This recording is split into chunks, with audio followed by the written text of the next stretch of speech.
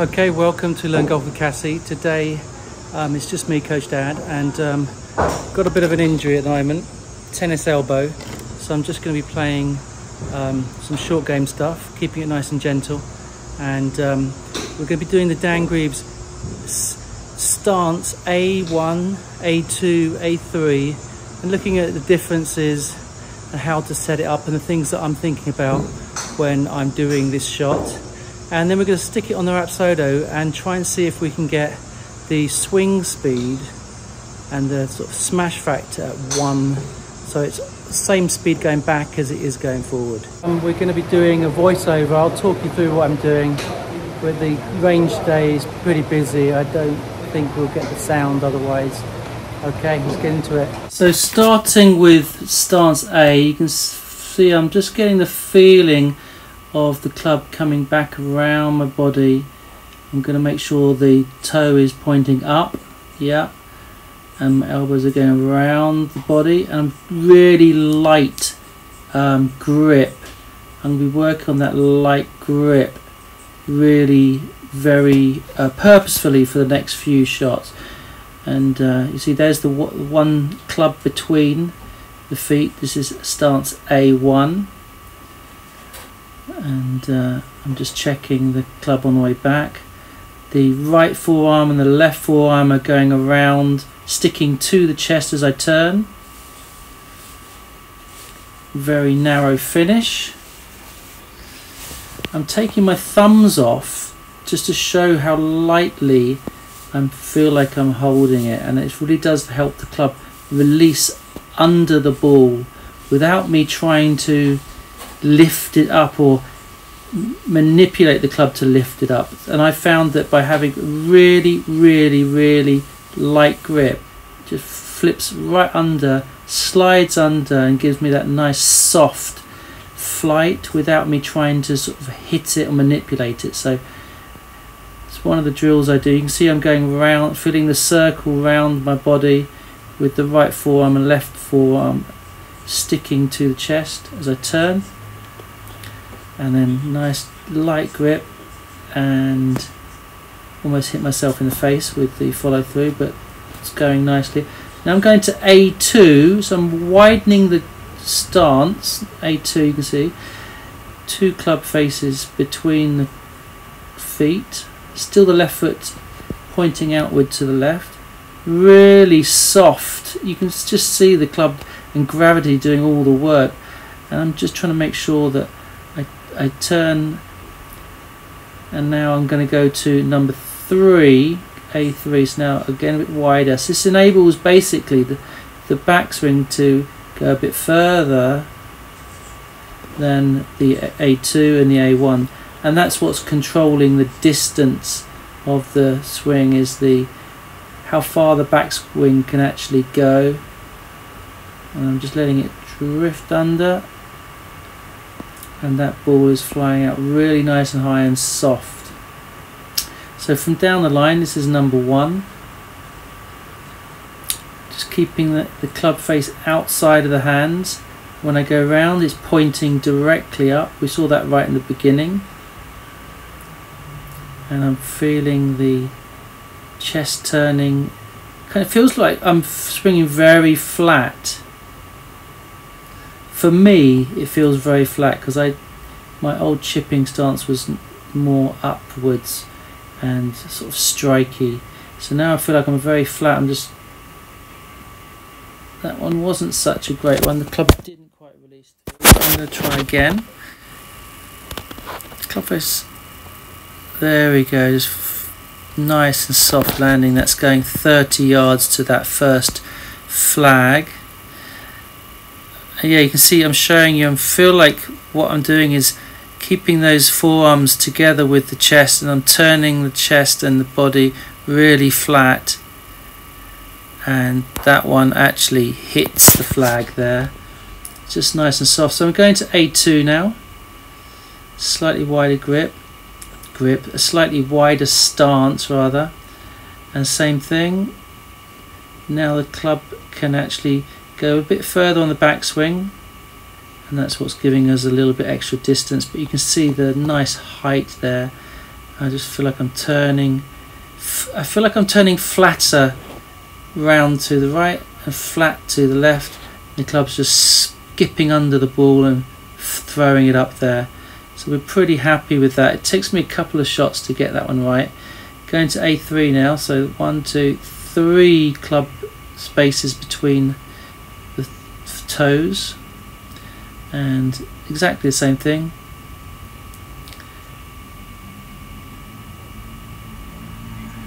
And there is a lovely shot about 60, maybe 55 yards.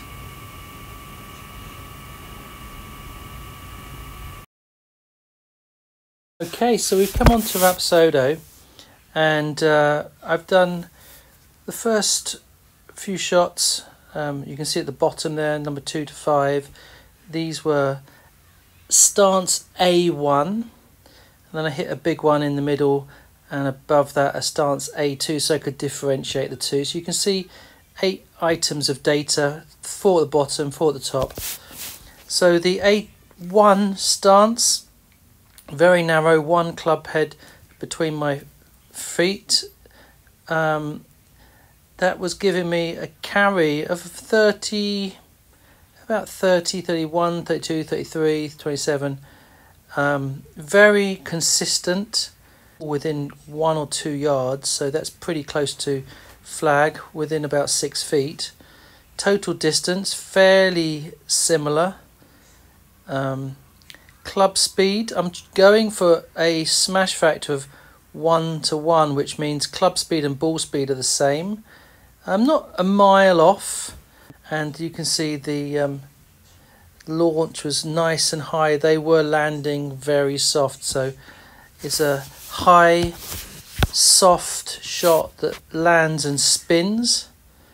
And if you go above, this is the A2, and A2 shots, and the carry again had one a little bit off with bad strike, but carry 40, 37, 40, again within a few feet of each other.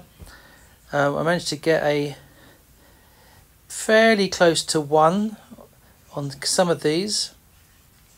Total yards, you can see they stop quite quick within a few yards total.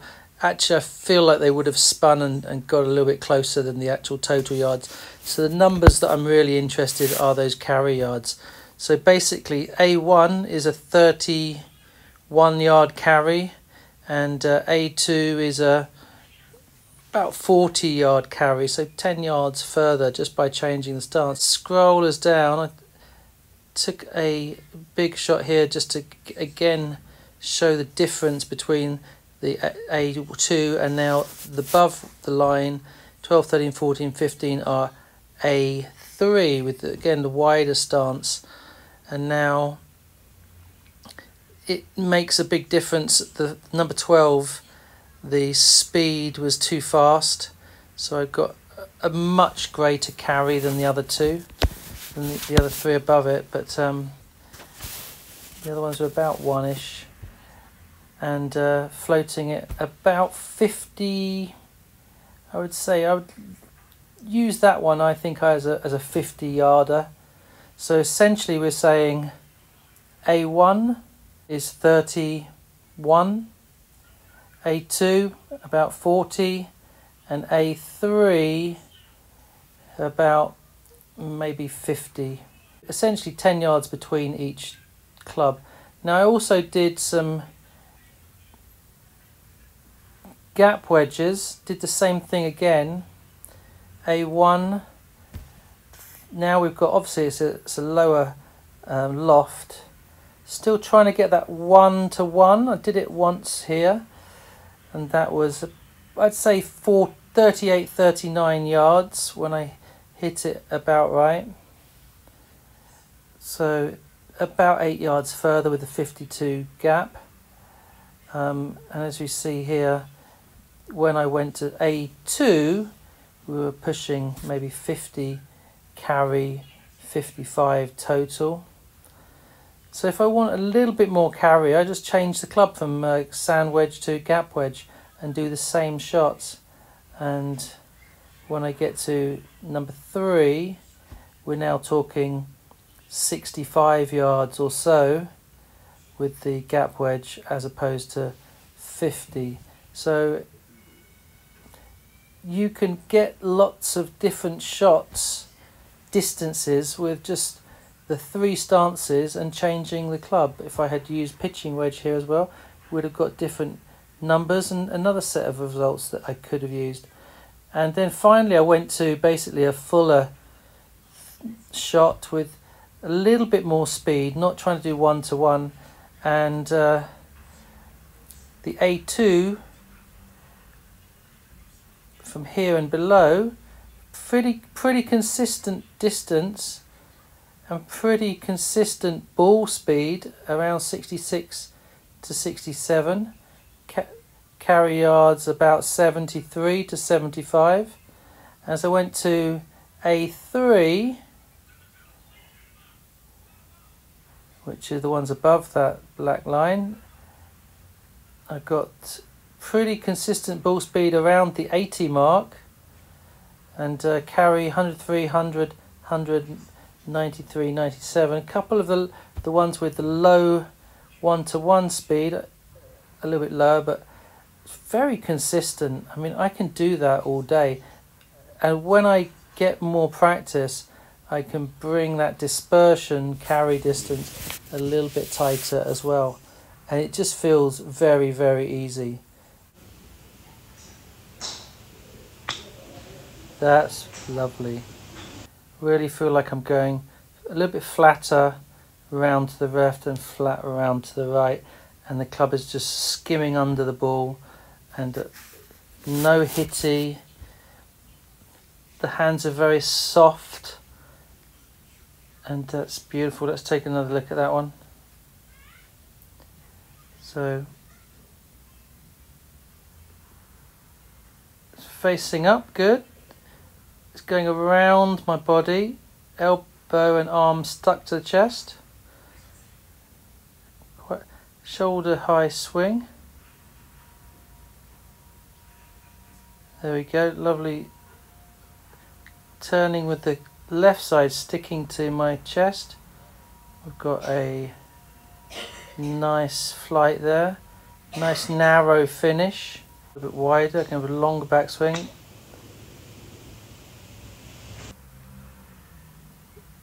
And that was very controlled speed. Nice flattish swing around the body. And obviously I just feel like I'm going around and just sliding the club under the ball, club facing up still, good, and then narrow finish. So quite interesting. I'm obviously not quite there on my yardages and the speed, but once I get them there, if I can control the trajectory and the smash factor to near a 1, then we should get a lot of really repeatable distances and spin. What I do notice, and you might notice, is even when I got a bit fast, the ball stops really quick, and that's been really helping me on course. I've been making a lot of up and downs where previously I'd have 10 footers, now I've got 3 or 4 footers or less, so it's been really good. I'm going to continue doing this. A1, A2, A3 from the Dan Grieve's method. I'm not thinking about how long I'm swinging back, I'm just thinking about tempo, 1-to-1 tempo. So if you don't have so many things to think about, it helps you in your game on the course. Okay, thanks very much. Remember to subscribe, hit that like button, and see you next time.